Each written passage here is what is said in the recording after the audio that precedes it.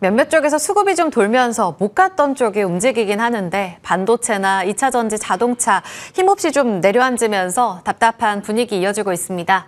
자, 시장 자세하게 돋보기 통해서 그 안에 숨은 전략 저희랑 같이 꼽아보시죠. 차영주 와이즈 경제연구소장과 함께합니다. 어서 오세요. 안녕하십니까. 너무 빠지는 거 아니야 라는 생각이 드는데 올라온 것에 비하면 건강한 조정이야 라고 보시는 분도 있습니다. 연휴 있어서 쉬는 거예요? 근데 이제 수급의 변화를 시청자분들께서 잘 보셔야 되는 것이 이번 주에 몇 차례 힌트를 좀 줬습니다. 그러니까 뭐냐면 이번 주 초반에 화요일로 기억을 하는데요. 외국인들이 파는데 그 삼성전자가 9만 원 찍었었던 날, 그러니까 그동안에 이제 외국인들이 사면서 주가가 올라오고 외국인들이 팔면 주가가 빠지는 날이었었어요. 근데 9만 전자 찍은 날, 삼성전자가 9만 전자 찍었고 외국인들은 팔았는데 그러니까 개인들이 사면서 지수는 끌어올리겠어요. 그리고 오후 들어서 이제 그 외국인들이 파는 것을 다시 이제 상승 전환했지만 수요일부터는 외국인들이 팔기 시작했습니다. 그러니까 그동안에 삼성전자나 SK하이닉스 그리고 시장 전반에 있어서 수급의 주체는 외국인이었는데 외국인들이 발을 빼고 있는데 투자자분들이 여기서 기존의 관성 때문에 계속해서 지수는 상승할 것이다라고 보고 있었던 것들이죠. 자, 오늘 외국인들의 매도세가 좀 심상치가 않습니다. 많은 수량의 외국인 매도세가 나오고 있는데요. 저는 오늘이 굉장히 좀 중요한 오전이다라고 좀 생각을 했습니다. 어제도 이제 다른 데서 이제 그렇게 말씀을 좀 드렸던 것 중에 하나가 뭐냐면 일단 오늘 오전에 외국인들 수급이 안 들어오면 외국인들은 다음 주 추석 연휴를 조금 관망세로 전환시킬 가능성이 있다라는 거죠. 우리가 실질적으로 추석 연휴가 금요일부터 시작이 되지만 필요한 자금을 마지노선을 찾을 수 있는 게 목요일 아니겠습니까? 그럼 화요일부터 수급이 빠진다는 얘기죠. 자, 우리가 3일 수도 결제이기 때문에 이것을 앞으로 당겨야 됩니다. 그러면 지금 실질적으로 이제는 그런 거에 대한 고민이 들어가셔야죠. 추석 때 내가 주식을 가지고 넘어갈 것이냐, 아니면 신규로 매수를 해야 되느냐, 아니면 일단 관망세를 나타내느냐라는 부분들을 놓고 보면 자, 지금 어떤 결론을 내릴 수 있을까요? 쉽지 않죠. 지금은 주식을 가져간다는 게 쉽지 않다면 신규 매수가 일단 멈춥니다. 그러면 기존에 보유하고 계신 분들의 싸움일 텐데 이 정도라면 내가 한번 이익을 챙기지 않을까라는 게 더 비교 우위에 있을 수 있다라고 볼 수 있는 거죠. 따라서 지금은 더군다나 주도주가 쉬고 있는 상태 아니겠습니까? 오늘은 물론 방산이 올라가고 있습니다만 주도주가 쉬고 있는 이런 형국이다라고 본다라면 전체적으로 시장을 적극적으로 보기보다는 약간의 보수적인 관점에서 접근을 하는 것이 현재로서는 대안이 아니겠나. 자, 이런 생각을 많이들 하실 겁니다. 그렇다 보면 전체적으로 수급에 빠질 수밖에 없고 오늘 외국인들이 안 들어온다라면 외국인들도 2주 정도 국내에 있어서 시장을 좀 관망할 가능성도 있겠다. 그리고 2주 동안은 무슨 일이 벌어질까요? 트럼프 대통령의 SNS가 매일 저렇게 얘기가 나오고 있고 글로벌 뉴스가 나오고 있는 것도 시장에 있어서는 악재가 아니겠나라고 말씀드릴 수 있겠습니다. 당장 외환 시장에서도 1,410원을 돌파하고 있는 이런 그렇죠. 흐름조차도 지금 불안한 기조를 좀 더 끌어올리고 있습니다. 일단은 쉬어갈 때에는 좀 챙기고 가자.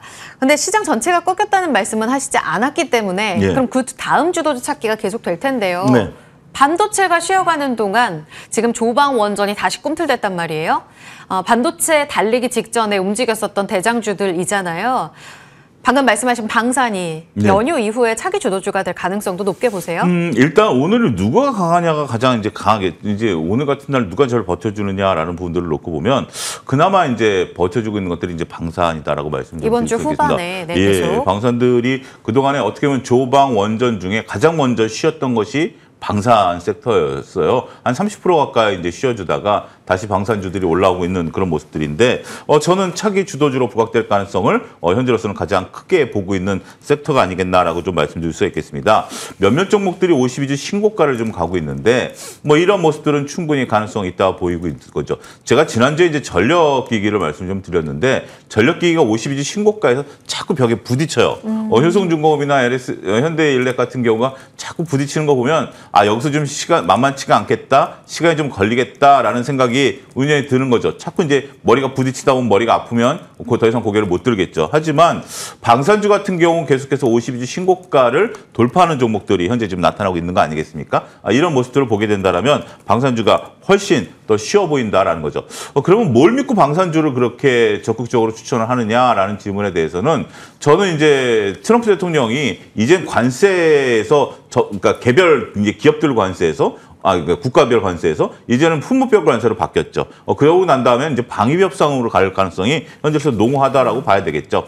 따라서 그러한 메커니즘을 놓고 보면 많은 국가들과 방위비 협상을 하게 될 것이고, 뭐 우리나라 같은 경우도 GDP의 3.5% 정도까지 방위비를 올리겠다라고 했고, 지난번에 EU도 3.5였죠. 이 초탈리 EU는 5%지만 실질적으로 방위비는 3.5, 1.5는 이제 간접비니까. 그렇게 된다면 많은 국가들이 우리나라 K 무기에 대한 관심을 좀 갖게 될 가능성이 있다라고 보는 거고, 지난번에 이제 우리가 좀 있긴 했습니다만 여름에 유럽에서 방산쇼가 열렸죠. 이제 그것을 보고 간 많은 이제 국가의 방산 담당자들이 우리나라와 이제 협상에 들어갈 가능성도 배제할 수 없다라는 거죠. 여기에 이제 뭐 우리가 한국항공우주의 특별한 이슈라든지 몇 가지 이제 이슈들 이런 것들을 감안하게 된다라면, 저는 전체적으로 봤을 때는 지금 가장 강력한 거, 조선에 대해서는 우리가 지금 생각할 수 있는 게 뭐죠? 미국의 MRO. 그다음에 우리가 원전에 대해서는 아직까지는 좀 세모. 그다음에 전력기기는 뭐 꾸준히 간다. 뭐 이런 정도죠. 그런데 새로운 수출 모멘텀과 새로운 어떤 성장 동력의 모멘텀을 누가 가지고 있느냐? 라고 본다라면 우리가 조방원 전 중에 가장 강력하게 새로운 모멘텀을 가질 수 있는 것은 어디다? 방산이다라는 결론을 내릴 수가 있겠죠. 따라서 방산에 대해서는 지금 우리가 지속적으로 모아가는 전략이 유효할 수 있겠다. 이렇게 정리하겠습니다. 연휴 이후에 다시 한번 주도주의 자리를 꿰찰 가능성을 높게 보고 계시네요. 다음 섹터도 궁금한데 바이오요. 네. 금리 인하가 연내 3회까지는 좀 어려울 수 있을 거라는 우려 때문에 강하게 수급이 못 붙었어요. 네. 근데 여기에 더불어 오늘 개장 전에 트럼프 대통령 의약품 100% 관세 10월 이야기가 나오고 있습니다. 타격이 크진 않을 거다. 이미 가격에 선반영됐다. 이런 이야기들이 증권가에서 미리 나온 바 있습니다. 네. 그럼에도 불구하고 일단 바이오는 이 이슈로 지금 투자하기는 어려운 걸까요? 일단 두 가지 관점에서 좀 구분을 할 필요가 있는데, 금리 인하 수혜주를 제약바이오라는 얘기를 저는 더 이상 안 했으면 좋겠습니다. 왜냐하면 금리 인하라는 것은 많은 돈을 쓰는 이제 기업들이 금리 인하 수혜를 보는데, 제약바이오는 과거와 다르죠. 지금 AI를 이용하기 때문에 금리 인하 수혜주는 저는 인공지능과 관련된 주식들이다. 네카오라든지 뭐 이런 뭐 몇몇 기업들이 오히려 여기에 지금 이제 많은 투자가 필요한 것이 AI이기 때문에 금리 인하 수혜주는 제약바이오라는 심정은 10년 전부터 나왔던 얘기예요. 그게 금리 인하 수혜주였다라면 올 여름에 벌써 금리 인하를 앞두고 제약바이오가 올랐어야 되는데 못 올랐죠.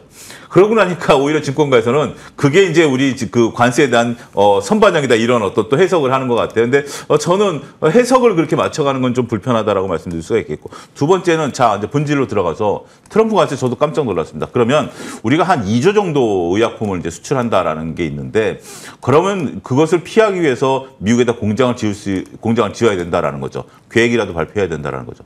과연 우리나라 제약바이오 업계가 공장을 지을 수 있는 기업이 몇 개가 될까?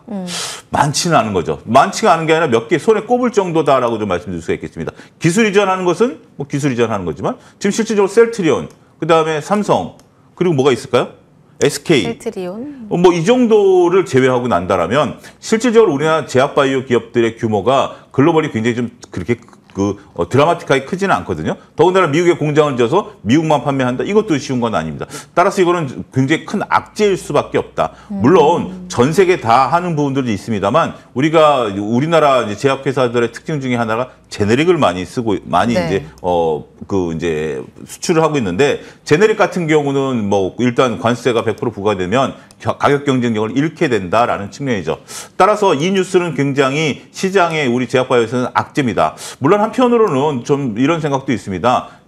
결국 이 피해는 미국 사람들이 보는 거기 때문에 이게 얼마큼 유지될 것인가에 대한 것은 조금 단기적으로 저는 의구심이 들긴 해요. 정말 카드일 수 있다. 예, 이제 그렇긴 하지만 어찌됐든 트럼프 대통령이 일단 칼을 빼들었기 때문에 우리 속담에 그런 게 있잖아요. 무라도 잘라야 될 거 아니겠습니까? 단기적으로는 제약바이오가 최근에 매물들이 나오고 있고, 저는 제약바이오가 최근에 빠졌던 것은 이 뉴스를 미리 알았다? 이건 뭐 불가능한 거고요. 특정 펀드에 저는 청산일 가능성도 있다라고 보는 겁니다.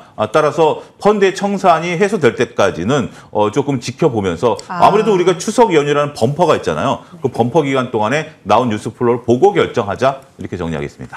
네, 현실성이 없다고 보는 부분도 있지만 당장은 투심에 악화될 가능성이 있기 때문에 일단 보수적으로 이 뉴스를 보고 계십니다. 자, AS로 넘어가겠습니다. 일단 지금은 조금 쉬어가자라는 의견 주셨는데, 갖고 계신 종목들이 워낙 좋아서 이 갖고 계신 분들께 답을 주셔야 됩니다. 네.